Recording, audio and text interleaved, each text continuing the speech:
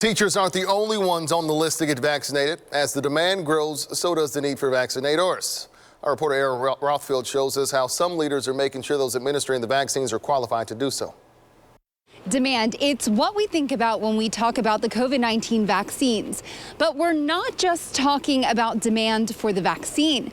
We're also talking about demand for volunteers who administer that vaccine. The scale of this phenomenon is unlike anything we'd ever seen, so it requires more individuals than do this for a living or than commonly volunteer. Which is why Heart to Heart International is teaming up with the Johnson County Department of Health and Environment, helping screen volunteers to make sure those administering the vaccines have the proper qualifications to do so. We've been involved in screening volunteers for many, many years, so we know what kinds of questions to ask and how to validate board certifications and licensures of medical personnel. So just how many volunteers does the county need? For a large vaccine clinic administering 1,400 doses a day, the county says it needs at least 20 to 50 volunteers. If you conduct several of these events on a weekly basis, that adds up quite a bit over time. Heart to Heart International knows the volunteers who can do this.